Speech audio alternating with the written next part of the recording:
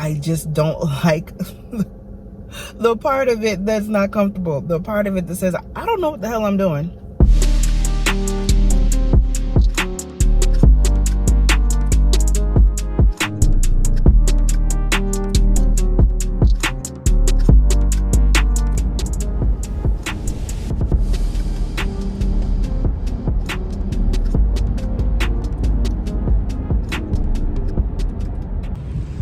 So I really wasn't going to get a basket, but can I get to, yeah, I can get to it.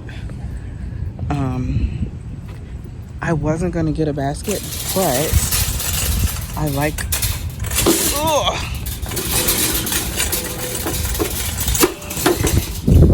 I like these little ones because you don't have to carry a whole basket, because I don't think I need a big basket. So we'll see.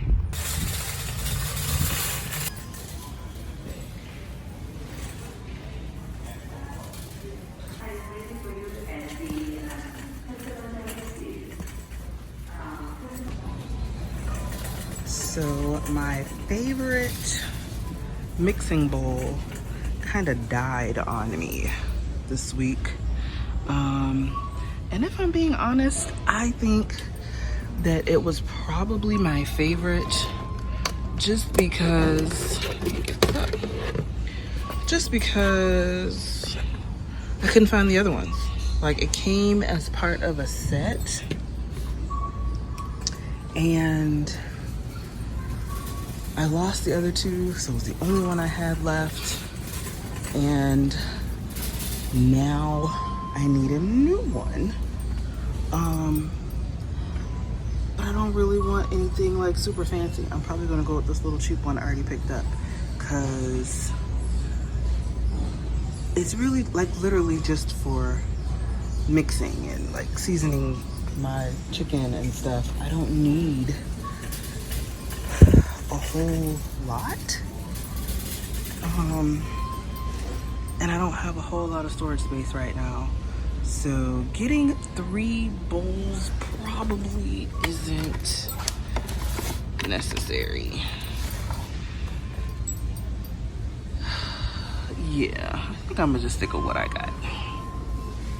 So I read or saw somewhere that the non-stick pans and stuff that we use have all these chemicals, and like once this part starts to chip, that we're not supposed to use them anymore, because now the chemicals are getting in our food.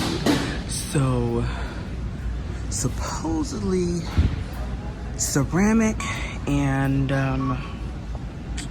cast iron, and I think there's another one, I can't think of what it is, that's supposed to be like really good for us, that doesn't, you know, leach all those chemicals.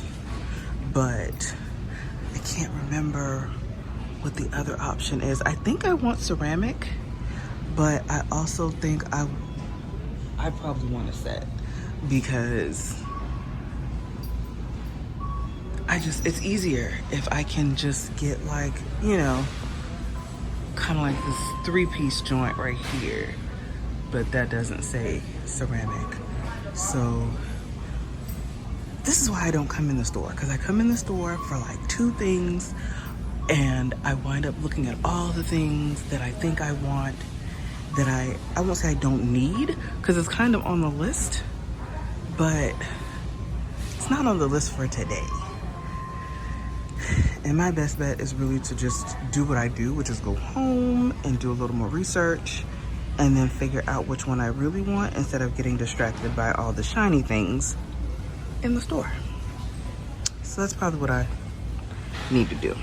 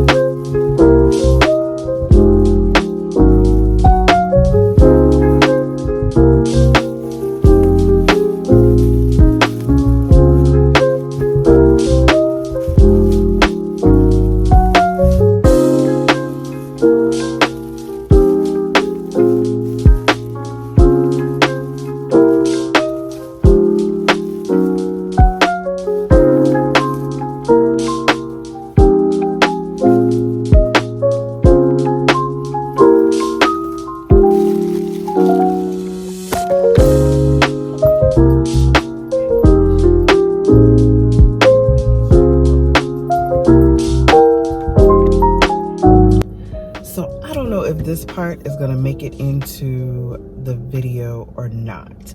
But I'm driving around, not really driving around, because I have quite a few destinations, but I'm driving and I'm thinking and I'm talking to God in my heart like I do, and I feel frustrated because I don't know what I'm doing.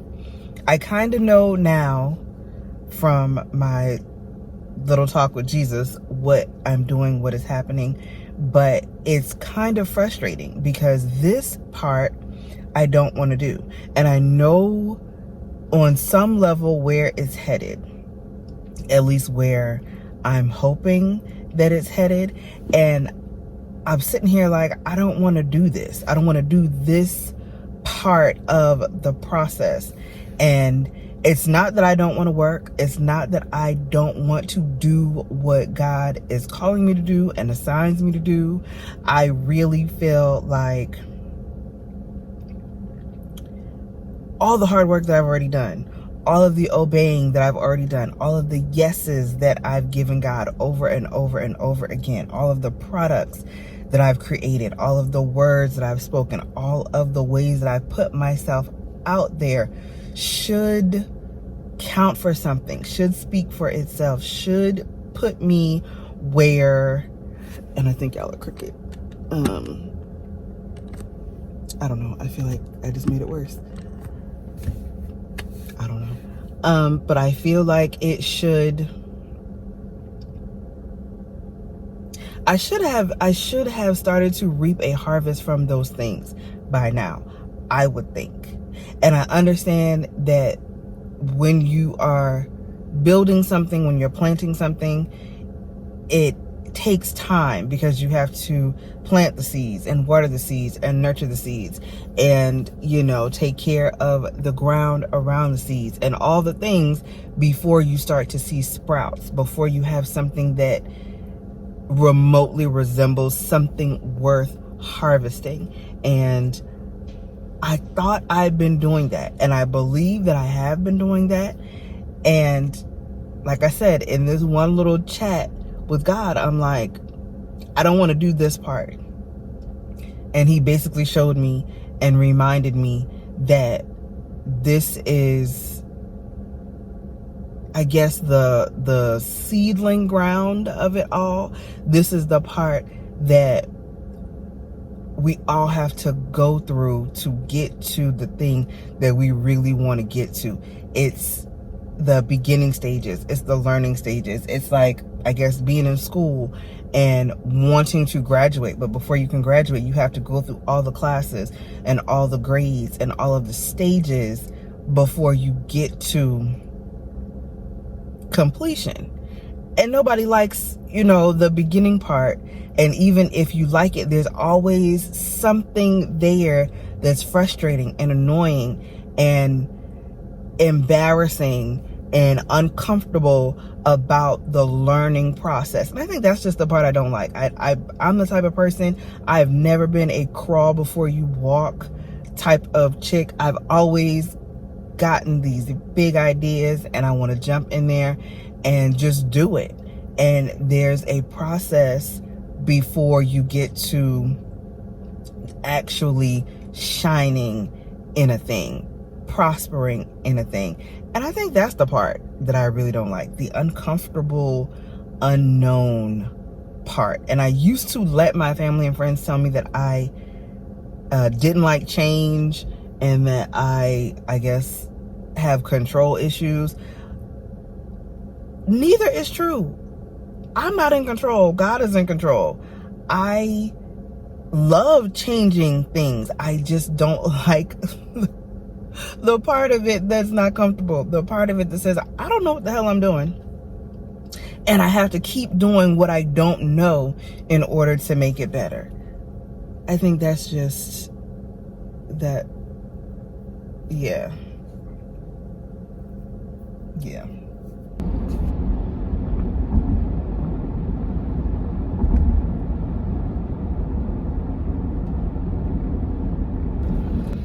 So this is why I don't like rushing, because I totally forgot that today is Friday. It is 10:15. I was trying to go and get some breakfast because I woke up stupid hungry for some reason, and somehow I placed my mobile order at the wrong McDonald's. So I literally was almost not only home, but to the McDonald's that I usually order from. And I just had the presence of mind to look and see, you know, where the order was or what the address was on the order. I never do that because it always goes to, you know, the same McDonald's. Well, the McDonald's that I somehow set it to was behind me. So I had to turn around by like 6-7 minutes to go to a McDonald's that I don't usually go to because somehow I ordered from the wrong McDonald's. Turn left, then your destination will be on the left. And of course, it's Friday. There's traffic. I'm supposed to be at home because it's time for the kids to get up for homeschool. And it's homeschool, so it's cool. Your destination is on the left. Because we don't really have to have a set time, you know, to homeschool or whatever. But it makes the day easier for me when we stay on schedule. And this totally threw me off my schedule. And all I can do is laugh because I don't even know what I did. And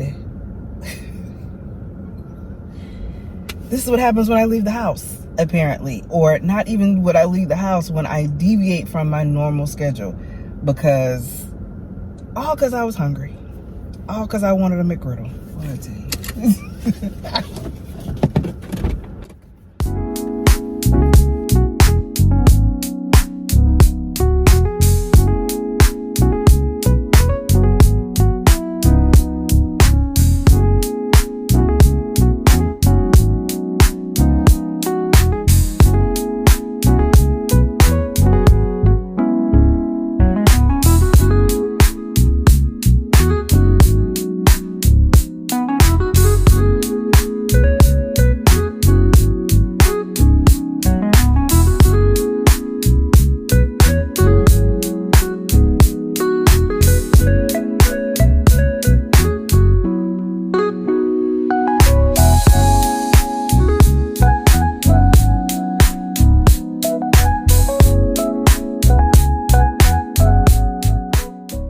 Like to speak in absolutes, but I take that back because there's sometimes I say I'm never gonna do something and I mean I'm never gonna do that again.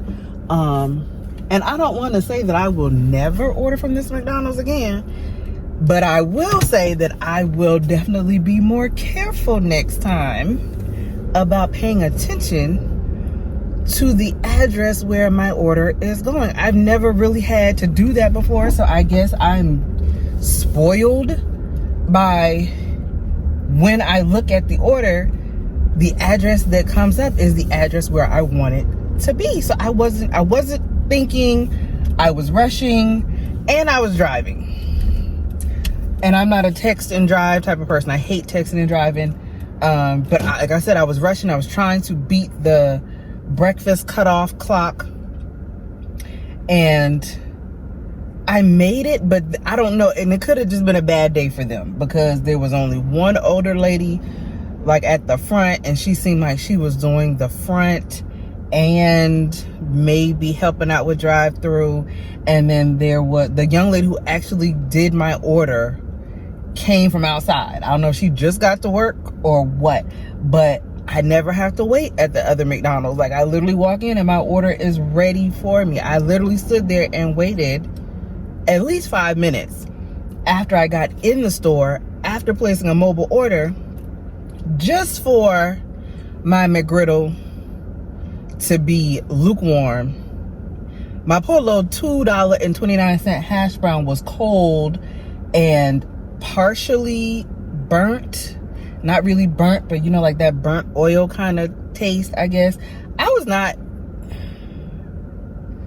completely satisfied. I'll say that, because the McGriddle seems to hit every time, as my kids would say. And, you know, I'm good with that. My stomach is full, which is really, I don't want to say all I was trying to do, but a McGriddle sounded really good this morning. So I got what I went for. It wasn't the best, but then, you know, I guess sometimes it's hit or miss. I think I just, like I said, I'm spoiled by my McDonald's always being on point. Always on point for me, but I don't go often enough, you know, to know when they have bad days. So maybe that's a thing too. When on the few occasions that I do go, because there's like a $2 breakfast sandwich in the rewards part of my app, or a free breakfast sandwich with the purchase of like a drink or something, or free fries Friday, which I just didn't want fries today. You know, I don't go often enough to say it's like the best McDonald's, but I'm thankful that they usually do me right.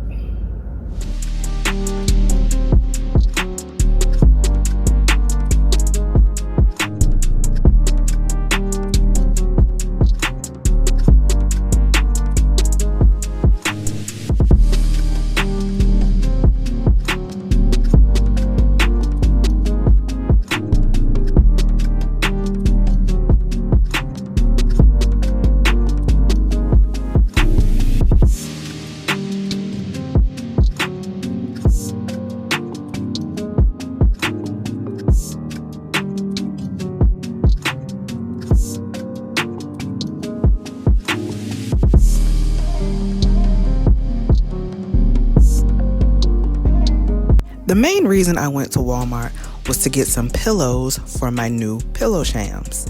I bought a duvet insert a few years back, and instead of a duvet cover, I had 2 flat sheets with the duvet in the middle, because I'd read somewhere that that's how the hotels do it. And who doesn't love a comfy hotel bed? Well, my husband isn't fond of a bunch of sheets and prefers just a comforter. And what I had put together had basically run its course for me too. So I decided to order a duvet cover for the insert that I already had, so I could save money and not have yet another blanket in the linen closet going unused. But the cover came with shams, which is cool. I just forgot that that's what I ordered. And that meant I needed 2 more pillows that I didn't have.